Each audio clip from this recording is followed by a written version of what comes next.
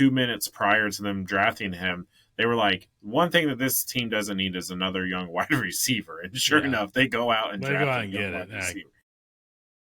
But I have them going, between the 9 and 10, 10 and 11 wins.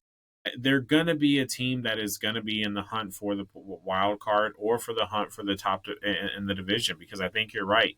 I don't foresee another 15-2 season. Or another 14-3 second place team. That was wild. But let's go to, man, who do I want to go to? But let's go to the team that almost did it last year, and that was the Minnesota Vikings with Sam Darnold. Sam freaking Darnold revitalized his career. Now, how much of it was Kevin O'Connell? Who knows? The guy's an absolute mastermind. We'll see how Sam Darnold does now in Seattle. JJ McCarthy is the next guy up. JJ McCarthy, he was most likely going to be the starter last year. Let's be real. But then he got injured. Man. Sam Darnold spun that ball pretty damn well. He did, but I still am a firm believer that JJ would have gotten the starting gig. I don't know. It worked out for the Minnesota Vikings. You know what that could have been last year? That could have been Drew Bledsoe, Tom Brady all over again. Donald gets hurt. If JJ was healthy, he comes in. They make this run to the Super Bowl, and then right, JJ Brady is born. Yeah, right, exactly. But he got hurt. Yeah, but he got hurt. But coming off of the injury, now, if you're a young quarterback, this is the team to be in. You have an offensive-minded head coach. You have a pretty solid. You have a pretty decent, offensive line. You have veterans all around you. Yeah, all around. You have JJ.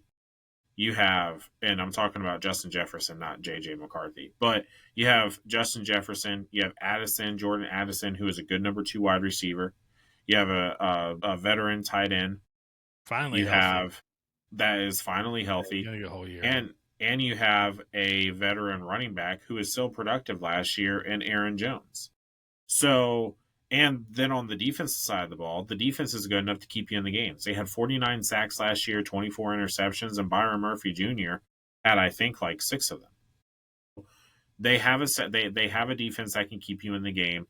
Kevin O'Connell he draws up good plays. It's very favorable. So he always calls a good game. If you're JJ McCarthy, this is the team to be on. This is the team to grow with. I am still a firm.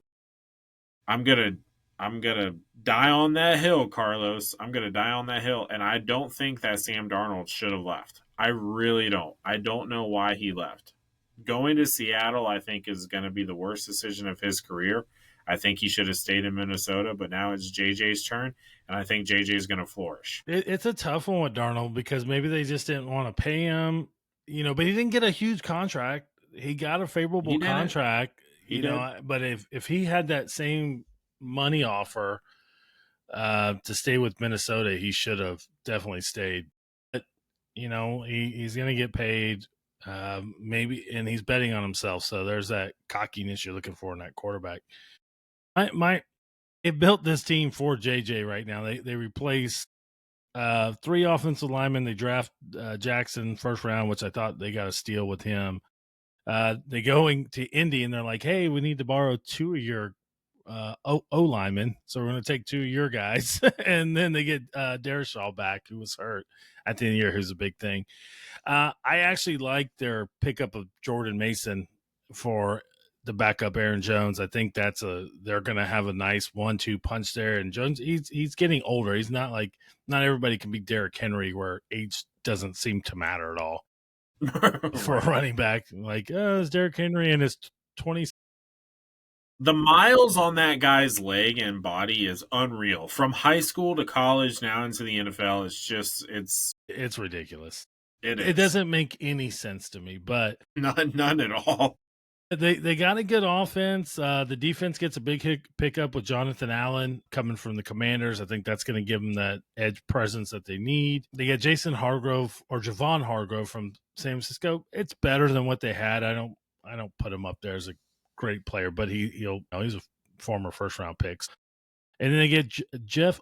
I don't know how to say his last name, but he was the first round, like number 3 pick with Detroit years ago, and just hasn't. He's playing good enough to. I mean, he's a starter in the NFL, so he's good. He's just not what they thought he was going to be, like a Sauce Gardner. So they get some help. They got Van Ginkel, who I freaking love.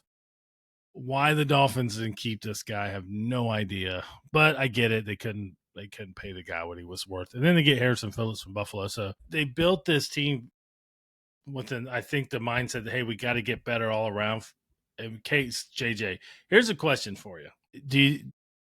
If you're the head coach, JJ or Sam Howell, what this team with Sam Howell played on dirt, garbage league team with the Commanders and got beat up, but still threw some yards in there. I was looking forward to Sam Howell in Seattle. I really was, but then he just never got it. I mean, Gino continued to stay the starter there in Seattle.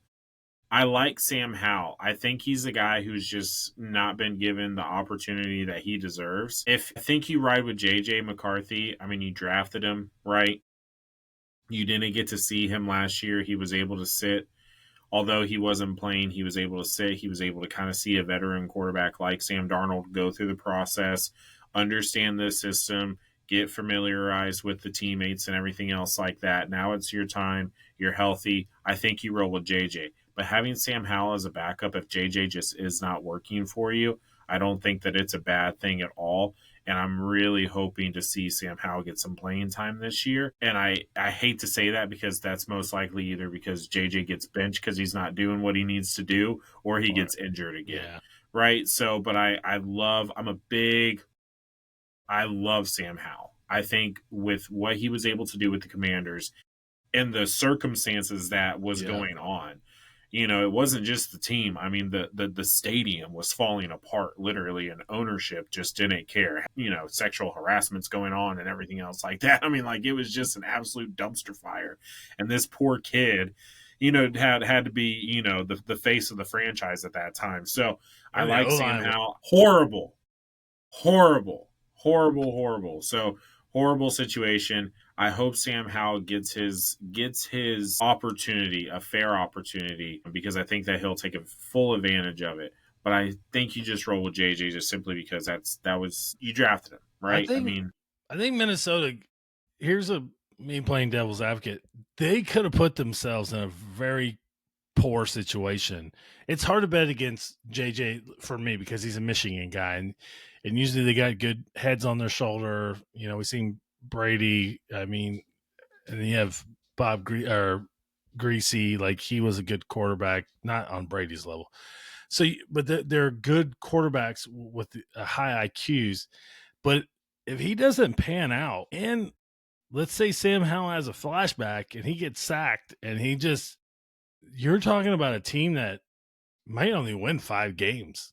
Like, there's nothing behind those two. I mean, I'm looking at it now. There's Brett Ripken. I didn't know that guy was still playing. They didn't either. Yeah, man, if JJ doesn't work out and Sam Howell, like you said, I like Sam Howell. I just don't know. Like, sometimes that PSD gets in there and he just can't PTSD, and like maybe he just can't get over that.